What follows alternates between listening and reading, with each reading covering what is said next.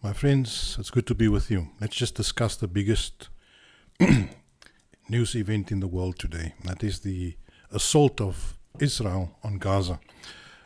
Firstly, I just want to address a few aspects or a few issues around the story, the bigger story. So in other words, looking at some of the details of what is happening now, and then just look at some of the dynamics, some of the impacting issues, some of the causal issues that are around the issue. So of course, the assault on Gaza, the bombardment of hospitals, of the suffering of children, the killing of unconnected people who are not members of Hamas, people who are not soldiers or in any way committed to the military operations of Hamas.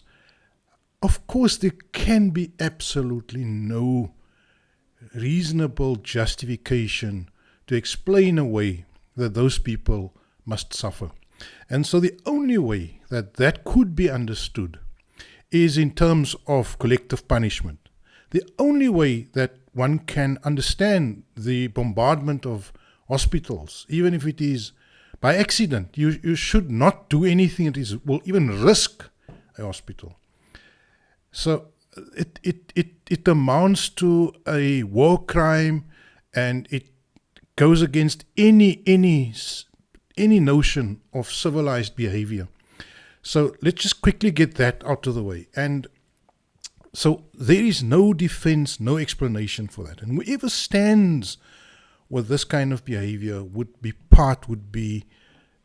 co-responsible and would be culpable with the criminals who are engaged in this type of barbaric criminal behavior and war crimes, in fact. But so that is a fact, and nobody can argue that away. And that is what the Israeli army, what Israel is guilty of at the moment. But now let's just quickly look beyond that. You see, the objective of Israel is not to defeat Hamas. You cannot defeat an organization like Hamas through bombing buildings, demolishing hospitals, killing children, traumatizing innocent people. That is obviously not the goal. The way you end, or the way you overcome or defeat a group like Hamas, is by actually putting yourself at huge risk. In other words, going in there and surgically finding and eliminating the enemy, if that is your objective. But to drop missiles from the sky, that is actually the coward's way of dealing with an enemy such as Hamas. Now, let me just quickly, so I'm just talking about military strategy. I'm not trying to offer any sort of value position on Hamas or Israel. I'm saying in terms of how you should deal with Hamas, this is not the way. This is just, what Israel is doing is basically a terror operation. It is terrorizing the indigenous, the population, the ordinary civilian population of Gaza. That's what it's doing. It's using it is actually a form of blackmail. It is blackmailing the innocent or the non-combatants or the civilians of the Gaza Strip, and the de facto ransom note for the civilians, or the de facto note that is sent, that is given to them, is hand us Hamas, or disavow Hamas, or hate Hamas, or show some form of resistance or turning on Hamas. So show us that, and we will stop bombing you. So that is the what I believe to be the how they are blackmailing the innocent population of the Gaza. Now that is of course also immoral. You see, if you're not going to go for Hamas, if you're not going to be surgical about finding what you regard as the perpetrators, then you are just basically a rampaging beast. You are a marauding a savage. That is what you are, and that is what the world is seeing you as. I mean, that is really what the whole world now currently is thinking of Israel, is that you've become a marauding savage. And so I think that the strategy of this blackmail strategy or this terror strategy of yours of Israel is just nonsense. It is just, it amounts more to a bloodlust, a form of primitive, ancient, need to exact blood revenge. And nobody in modern times regard that type of behavior as acceptable. Not even your friends, not even the West. Quickly take on another. So those are 2 points. And then the other point I want to make is that are Israelis or is Israel, have they got a right to be outraged? You see,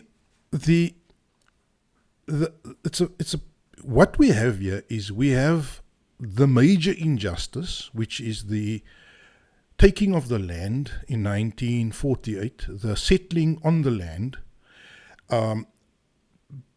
by a foreign population.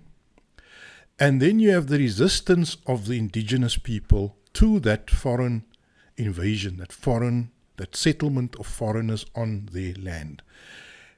And the initial Nakba, the initial act of terrorizing the population and committing all sorts of atrocities aimed and in fact succeeding at chasing the Palestinian people off their land. In other words, depopulating the villages and the towns of Palestine that were in existence. That is the primary crime, and that is the major crime, right? So over 75 years, you had people who are not even aware of the primary crime, because the primary crime took place in the 1940s, right? And people are not taught at school about the gory details of how Palestine became settled by European Jews, or Jews from wherever, but mainly from Europe. And so what you have is, after 75 years, you have people who are acting under a pretty normalized, established situation where Israel, and yes, I know Israel is always been a pariah within Muslim circles, within Arab circles, but it is also a fact that Egypt and Jordan signed peace agreements with Israel back in the 1970s already. So in other words, almost 50 years ago now. Or it is more than 50 years ago. So for more than 50 years, the two major Arab powers who were at war with Israel signed a peace treaty, opened embassies within Israel, and sort of normalized the occupation or the taking of the land of Palestine, or the splitting of that land. In fact, not splitting, taking the entire land. Why I'm saying all of this is to say to you that the current day people that I've seen being manhandled, women being ripped out of their houses, being injured, hurt, the kids of 2 years old, I do believe the footage I've seen that have been taken hostage. That act of dealing in such a abusive way, and I mean, if people were killed, so much more worse. That act is a secondary crime. You see, the primary crime is the stealing of the land, the exiling of people from their homes, the dividing of the, the taking, the usurping of people's property. I would say part of that primary crime was the Arabs normalizing the situation. Egypt, Jordan, UAE recently, Saudi Arabia also on the verge of, or speaking about normalization. Morocco. So part of the original crime was the crime and the cover-up or the acceptance by the Arabs. And then the violent rebellion, the violent and ugly act of rebellion by the Palestinians under Hamas would be, I would say, the injuring, the hurting, the killing, the taking captive of children, small children and the women. That would be a secondary crime. I mean, I'm not going to try and sugarcoat it. I'm not here to win friends. This is me giving you some honest feedback.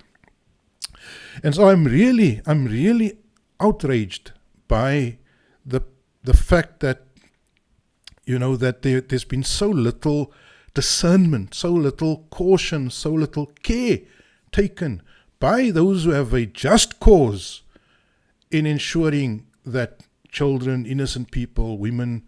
You see, if one innocent person is killed, this is the Quranic view on collateral damage. There's a view in the Quran on collateral damage.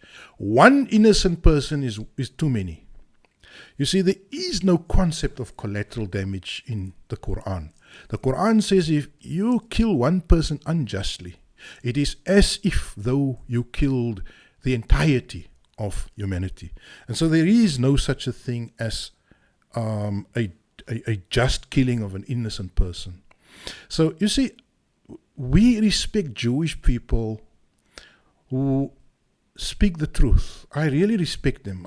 I look up to those people who had to sit in at Congress and protested the American support for the barbaric way in which the Israeli government or Israel is treating innocent people of Gaza. But I think we need to reciprocate. I mean, as a Muslim, as somebody who wants to be committed to what is right, what is true, what is honest, what is real, we need to also not be afraid to speak the truth. And Hamas, though I respect the cause, I respect the commitment, I respect their right to be upset, there is no justification of the killing and the hurting and the taking captive of the innocent. And in fact, it is as barbaric when a Muslim hurts a child as it is when a Jew hurts a non-Jewish child. There is no better or worse children to be killed or captured or hurt or traumatized. So let's just quickly, that's the second point. And I sincerely hope that those who are responsible will be held responsible. Those who did the crime will be held responsible, and that there will be an apology, because you cannot build truth on lies, you see. But like I said, let me once again repeat, the major crime is the occupation and the cover-up by the Arabs.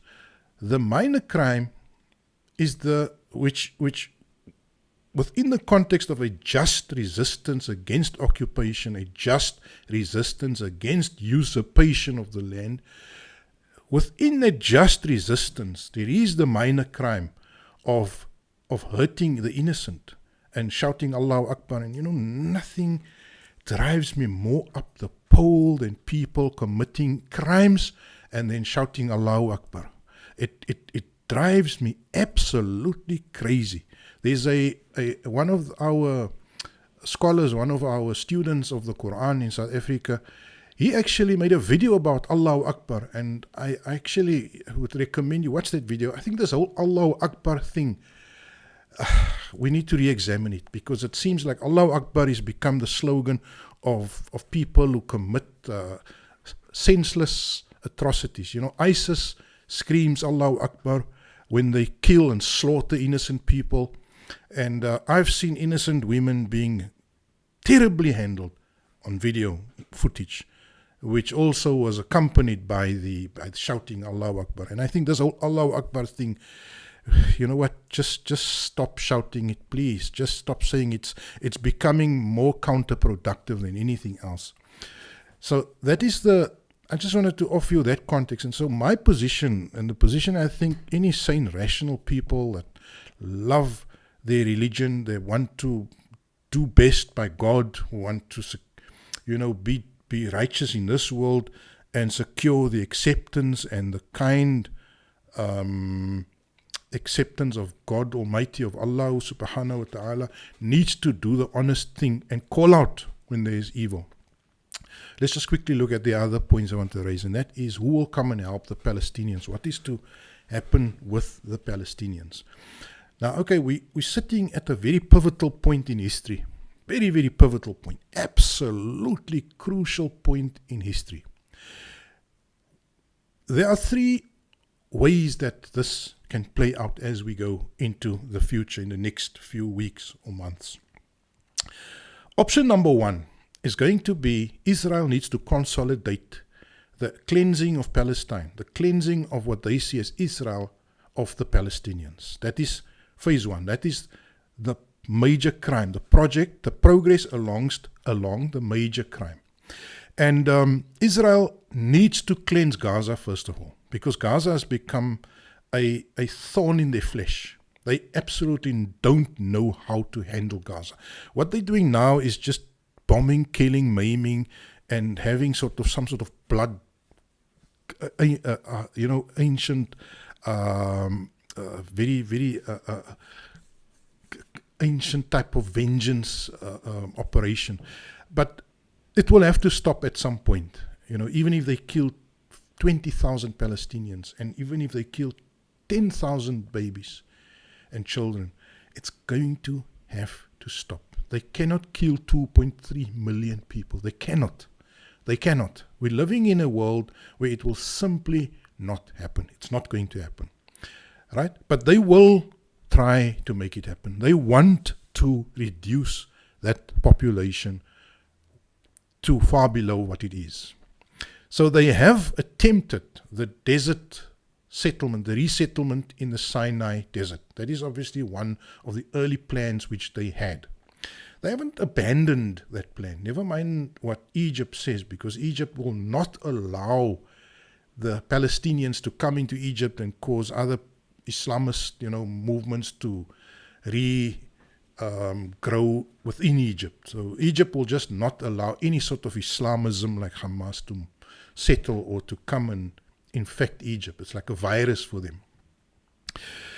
So they haven't given up on the project. So what I see is them, and they can't bomb. There's probably, if there's 2.3 million people in Gaza, then there's probably, let's say, 20,000 buildings, maybe, something like that. I'm just taking a wild guess. So I think they cannot demolish all the buildings. They don't have enough bombs, and they will never have enough money or bombs to do all of that. But they can wreck the place. They can wreck the water supply. They can wreck the roads. They can wreck basically the infrastructure to such a point that it is not livable. You see, if you live in a 4-story, 5-story building and there's no water supply and there's no electricity supply, it's not, you can't live in the building, right? Especially if the roads are also been, all the roads have been more or less sort of destroyed to a large extent. So what will happen is that this is the plan. This is like I'm saying, this is the first of three options. That they will wreck Gaza as far as possible, making it unlivable. And then they will wish that a tent city would emerge. Some sort of tent city, at which point they will then allow primitive supplies of water, primitive supplies of food, and primitive living conditions to emerge. We know that winter is coming in the northern hemisphere also. So the plan that Israel is having is to basically create a nightmare for Palestinians, for ordinary Palestinians, for the women and the children. And that nightmare scenario is what they will want to play out within Gaza, right? Because Egypt is not going to allow people to go over the border. So what happens is they're hoping that through attrition, through suffering, through hardship, the Palestinians will, in small groups, trickle out of the Gaza. So they will trickle out via Egypt. They will trickle out via, allowing them to leave for Jordan. They will probably allow buses to leave for Jordan or buses to leave for any other country. They will negotiate to have America take in 20,000 Palestinians. Europe will take in 20,000 Palestinians. Pretty much the scenario that they witnessed in Ukraine and in Syria. They would like to see the 2 million Gazans reduced to, let's say, 500,000 or 1 million over the next 5 years. But the important foundation that they will lay is to make Gaza unlivable. And that is the immediate plan for Gaza, right? That is to finalize or complete the project of conquering the land of Palestine and eliminating the indigenous population from there. So in other words, they're going to, that is the plan there. Once they're done with Gaza, and in fact, almost in parallel with Gaza, what they will undertake is a parallel process of reducing and choking the Palestinians out of the West Bank. Right? So the West Bank, where about half of the Palestinians live, because there's only half of the Palestinians are in Gaza and half of them are in the West Bank. So what they will do is they will, through settlement actions and through settler harassment of the Palestinians, they will just simply make the lives of those Palestinians also unbearable. As we've seen in the past few years, is that the life is made unbearable. The hope there, similarly, is that parallel with what is happening in Gaza, that the population of the West Bank will gradually diminish, where people will gradually shift out of Palestine into Jordan, into wherever else, and to Lebanon, and maybe hopefully be resettled in Europe and America. And that is really how Israel, that is the first scenario that will play itself out. That is, if Israel is allowed to continue on the current trajectory. And that is definitely, I'm telling you, that you can take this to the bank. That is the plan of Netanyahu and the far-right Likud and all those barbaric figures within Israel. Right? That is what they are doing. What Hamas does, the minor or the secondary crimes of hurting children, it fits 100% in with their plan, because they need to demonize, they need to dehumanize the Palestinians. And by that demonization and dehumanization, they take license, they assume license to continue with the ethnic cleansing of Palestine. So that is the first of the three scenarios I want to talk about. The second scenario. So that is given that nobody interrupts Israel, that America gives them carte blanche, that the West is, basically hands off. The UN is, inactive or unable to take any position. Russia, China, nobody wants to really get involved. That is the first scenario. There is a second scenario I think that the West and Israel are also looking forward to, and that is the following. I believe that they think that this is a golden opportunity to liquidate the axis of resistance. In other words, Iran, the Shia militias in Iraq, Yemen, the Houthi forces in Yemen, Hezbollah in southern Lebanon, and Syria to some extent. I think they see in here an opportunity to liquidate or to wipe out that axis of resistance. Because really,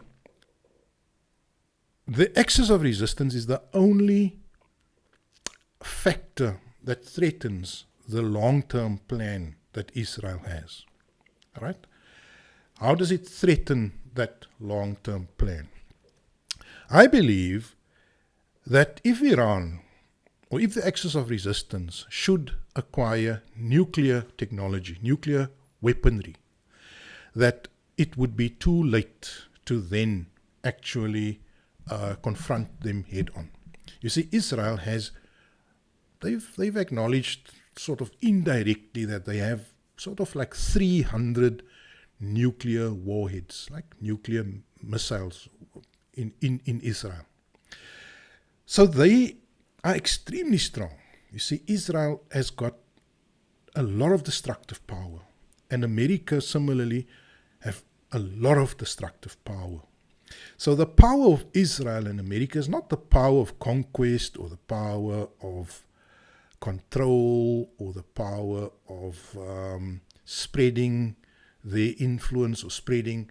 No, they simply now have fallen back to just brute vandalism. And in fact, there is a Western phenomenon in history called the Vandals. And I think the Americans and the Israelis have become the new Vandals. Who were the Vandals? I think the Vandals were a European barbaric people of the, I believe it was the 1200s maybe, or the 1300s. I go and look up the history and you'll see. And basically, their modus operandi was not to conquer, but just to go in and commit all sorts of destruction and annihilation of the victim population or the victim country or victim city. And that is what I believe America's and Israel's power have become. Their power now is the power of vandalizing countries. And what they will do, if they sense any sort of serious interruption of their plan, of the ethnic cleansing plan within Palestine, they will then go ahead and vandalize all those countries that they think would form part of the Iranian or the Iranian sphere of influence. And they believe they could win, right? They believe they could win. Now just let's say they win. Let's say they are able to win. If they're able to win with all their missiles, because they have a lot of missiles and they have nuclear technology, right? So they can, in one go, sort of take on 20 major cities with Israel alone, with their nuclear arsenal. And they will not hesitate to use it. You know, any person that thinks that a country that can bomb hospitals, that can bomb schools, that can kill and maim children cannot drop a nuclear bomb, then you've got it completely wrong, my friends. Israel will use those weapons. They will use those weapons. So scenario 2 is a confrontation with Iran and Iran's allies in the Middle East. And that scenario, the scenario that favors America and Israel to some extent, is where they set back Iran, Hezbollah, the Houthis, Syria, and as elements within Iraq, the Shia militias there, where they set them back 20 years in terms of bombing Tehran, destroying the economy of Iran, destroying the infrastructure, eliminating the dams, the water supply reservoirs, eliminating the electricity grid. And these things are all above ground.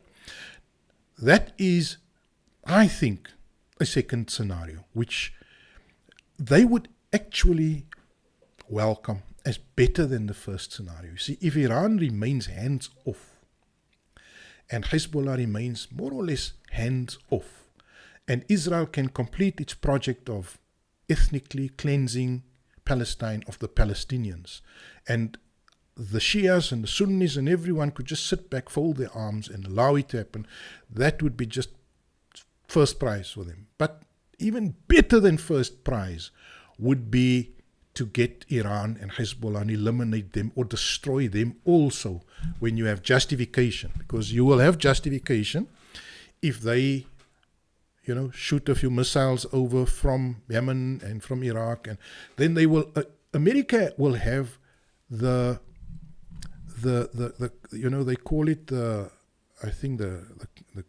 reason for going to war. Is it the casus belli?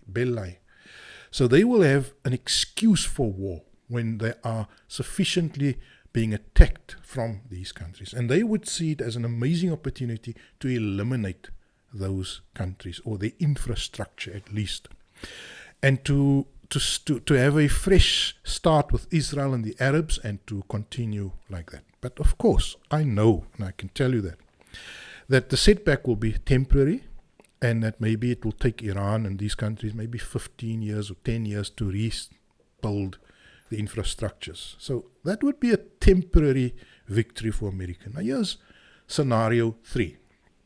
Scenario 3. Scenario 3 is pretty much like scenario 2, right?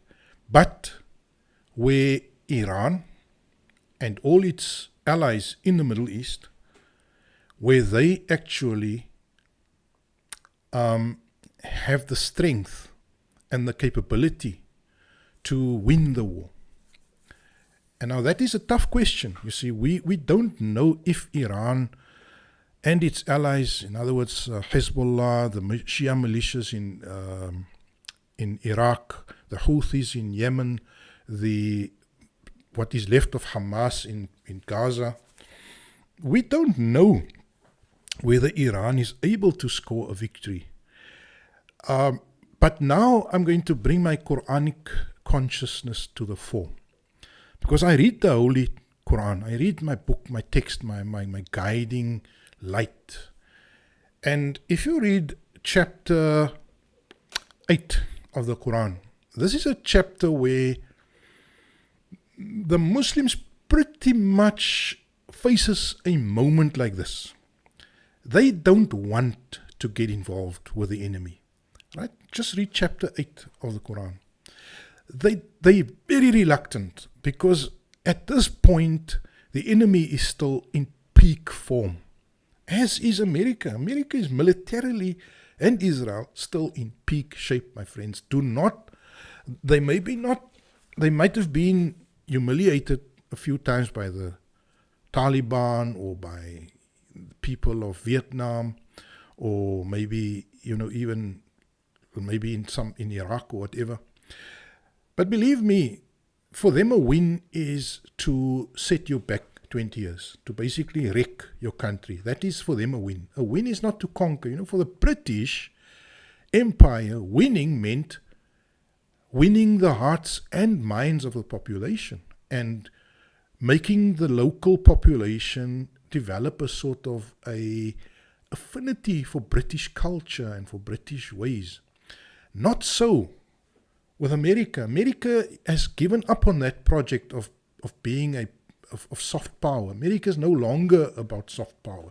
The power or the culture that America is trying to project or sell is just so abhorrent to most of the world. It is so ridiculous that nobody is even interested in their Hollywood culture, in their sexual perversion. So they've become the power of just dumb force and destruction. So they're in peak form. They can they can devastate countries, right? Now, scenario 3 is that they are actually stunted, that they are actually stalled, that they are actually prevented from such a biblical act of biblical proportions, destruction at biblical proportions, where they're actually halted, where they are stopped. Now, how can they be stopped? They could be stopped by 2 things, I believe. Now, the one thing is they could suffer too much losses, too many men dying in war. In other words, their frigates are sunk by Iran, and you have the loss of 200, 300, 400 sailors each time. Their bases are decimated in Iraq and wherever else, in Bahrain. Their bases are just wiped off the face of the earth. Thousands of Americans dying there also. And so the one way that they could be stopped is if public opinion turns against them. And America cannot handle casualties. The Russians can handle tens of thousands of casualties. So can Iran, so can Hezbollah. these countries are fairly resilient in absorbing huge casualty numbers, but not so with America and Israel. So the one way that the war could go against them is if their casualty numbers go over the top. Because then they will sue for peace and they will withdraw and they will have to recognize the realities on the ground. If that reality means that Palestine is free and that Iran is more powerful, then that is the reality that they will have to face. That is one way that scenario 3 can come out, is where there's actually a major victory for Iran in terms of America and Israel pulling out and Israel abandoning maybe some sort of 1967 borders where those parts of Israel are reoccupied by Arabs, by their allies within the Arab world. Another way that scenario 3 can play out is where Iran simply just has the weaponry. You see, if Iran can declare that they are in possession of 10 or 15 nuclear warheads, then that will put a stop on Israel's any inkling or any tendency or any desire for Israel to drop nuclear weapons on Iran. So if Iran could make known that, look, we have acquired, let's say, 10 or 15 nuclear warheads from North Korea, or from Russia, or if Russia even could give that guarantee that they would not allow nuclear weaponry to be used in Iran, then they would neutralize the worst danger to them, right? So then if they can neutralize nuclear weapons, then they would have neutralized sort of the 80% problem. Now if they can also maybe have in possession an effective anti-ballistic missile or anti-aircraft defense system to protect their major cities or their major installations, whether that goes for Yemen, for Iran, or for Iraq, then that would also be a game changer. If Iran could demonstrate that they are able to bring down American fighter jets, to see them early and to bring them down, because that is the other major advantage that America is. Of course, the first advantage is having nuclear weapons. The second advantage is air superiority. So if Iran could neutralize their nuclear weapons by having a small arsenal of their own, and if Iran could have effective anti-aircraft, anti-ballistic missile system to fend off or to neutralize to some extent the American air power, then that would also be a game changer. So in other words, if that would be the second way in which scenario 3 plays out, is where America is militarily checked, America and Israel. That is the second scenario. So there's the one where huge loss of life, America pulls away. But the second one is where Iran simply actually does present a military match or some sort of effective defense against the American attack. And that is scenario 3, my friends. So let's just talk about scenario 3. You see, my reading of the Qur'an, and I'm informed and I try to base, when decisions are tough, because it's obviously a very tough call for Iran and for the axis of resistance right now. Do they go in or don't they? One can almost sense their ambivalence right now. I don't know if you can, but I can sense their ambivalence. They want to go in. This is a moment where they can do something to demonstrate their credentials as a true liberation, a component within the Muslim world. But yet, if they should go in and they get blasted, they get annihilated by America, they would set themselves back many years. So that ambivalence is there, I believe, right? And I share that. I'm as worried about it as they are. You see, my own tendency was to think, when I saw that there's a threat by Hezbollah to enter and to attack Israel, my first sense was, we're not there yet. I don't think the forces of liberation are there yet. You see, and I look at a country like China and I think they are there. You see, China, nobody messes with China. Nobody can just go and decimate and bomb China. They've got an army, a massive army. They've got a massive arsenal of weapons. They've got a powerful economy. They've got you see, they've got all of this. And so America respects China. The West respects China. They respect China. Russia the same. They learned the lesson now with the Ukrainian war that Russia is in fact much stronger than they thought. And that is the ambivalence, is that is Iran strong enough, that whole axis of resistance? Are they ready for such a war? The reward is incalculable. The reward for Iran winning, scoring a victory over America and Israel is unthinkable. It's unthinkably great. You know what it means for Iran is that, and let's just assume that no other Arab country or Turkey will get involved. You see, by scoring such a victory will establish Iran as the superpower of the Middle East and of the Muslim world, in fact. Without any doubt, the prize for scoring a victory in a war like that against America and against Israel and all their proxies in the Middle East that might join them is none less than the supreme position of power within the Muslim world. That, and no less than that, is the outcome of such a war. My friends, if Iran should score a victory, they will become the new de facto leader of the Muslim world. They will displace Saudi Arabia. Why? Because they would have won legitimacy from the entire Muslim world for freeing Palestine, or at least part of Palestine. They would have won the legitimacy of the entire Muslim world for standing up to America, and America is the most hated power in the Muslim world right now.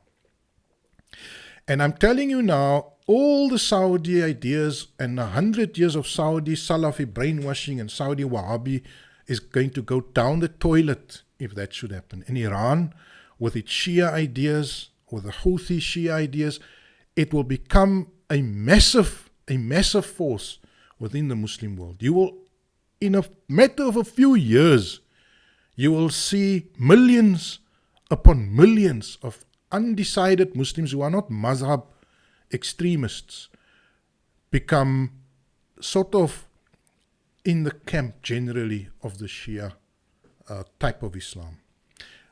Turkey is not going to be happy, the Arabs will not be happy, but the Arabs will be, their wings will be clipped. Once America leaves the Middle East, once Israel is reduced to an ordinary country or even eliminated, I don't think eliminated, but reduced to a humble country there, they will try to form a new alliance with the Arabs, with the Sunni Arabs, and they will try to make a comeback within 15 or 10, 20 years, but they are going to be at a disadvantage. Now here comes the final question. Is Iran capable of pulling off a victory with an army and a force that is much weaker than America and Israel? And I don't think I must even assume that Russia or China will become involved. I would much rather think that China and Russia would be too busy trying to win their own wars.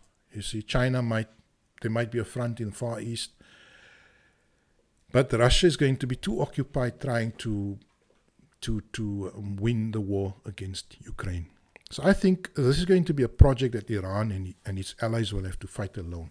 At best case scenario, China and Russia will supply them with armaments and equipment and surveillance, intelligence, or might even help them in other ways, maybe send some of the forces of Kadyrov from Chechnya to assist, provide other sorts of help to them, logistics and equipment. They could bank on that, but I don't think they could bank on Russians fighting with them. The other thing that they might be lucky if that happens is that if the Arabs remain neutral, because it's very difficult for the Arabs to go against America. We must remember that Turkey is a member of NATO. Egypt is a puppet of America. If America stops the grain imports, Egypt basically goes down the drain. Egypt eats because America sends them grain. Same with Jordan. Jordan basically lives, the economy is kept alive by the West. And so Saudi Arabia the same. If the West turns against them, they go down the drain in no time. So that is, unfortunately, the Arabs. The best Iran could wish for is that the Arabs will remain neutral or uninvolved. My own feeling is that the Arabs will be involved on the side of the West. And sorry to burst your bubble, but they are more aligned to the West than they are to the Muslims or to any freedom for the Palestinians. That's just a fact. And the sooner you realize that, the better.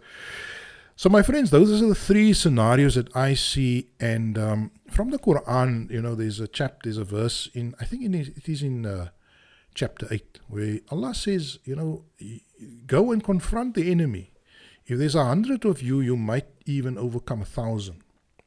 So I think that verse is very, very relevant here. If there's 100 of you, you might overcome 1,000 of them. That means even if the odds favor the enemy 1 to 10, even if the odds favor the enemy 1 to 10, you still have a better chance if your cause is just and if you are fighting for the right reason. And if you don't involve yourself in atrocities and some sort of vainglorious bloodlust, that type of one, because once you do that, then you're not getting support from God in any way, shape or way. When you start killing children and capturing children, then God goes the other way. You can't, God says very clearly, my pledge does not include the oppressors. No oppressor will find support from me. La yanal ahdi al-zalimin. Something like that, right? My pledge, my agreement does not include the oppressor. So you cannot be an oppressor. If Iran fights and they commit atrocities, without any restriction or without taking any precaution, hurting innocent people, then I don't think they have that 1 in 10 chance. You see, they have that chance if the odds are 1 in 10 against them. So I'm saying to you that the Qur'an is saying that, and the price is massive, but the loss is also very, very big. And I pray to Allah, I pray to God that they will make the right decision. Of course, if they go in, then, it would be a just war. It would be a war to end many, many wars, all wars, in fact, in our time. And so let's just pray that the leaders there will make the right decision, whatever they decide, because they might feel that the odds are just not right now, really, and then they will shoot a few missiles in northern Lebanon. They will maybe, Houthis might do this, but they will not be cajoled into a war with America if they feel the time is not right. But also be careful, because in this chapter 8 of the Quran, Allah says, you didn't think the time was right, but I knew the time was right. You see, the Muslim forces in that chapter, in chapter 8, they actually opted for not confronting the enemy militarily. But as things played out, and if you read that chapter, you'll see, as things played out, they were faced with a military confrontation, which they won. And so we ask Allah to guide and to, it's a very complicated situation. We have an evil oppressor who has taken over half of the world, who have hurt the innocent, who are every day hurting the innocent. Yes, there are versions of Muslims that are trying to defend themselves, but I think a proper defense would be a powerful, almighty defense that seeks strength from God Almighty. So inshallah, we hope the best of outcomes of what is going on. And whatever happens, we ask God to bless those who are righteous and to overcome and help destroy the evil and the corrupt and the people of facade, the people of corruption, the people of oppression, and to help the righteous forces to overcome them. Alhamdulillahi Rabbil Alameen.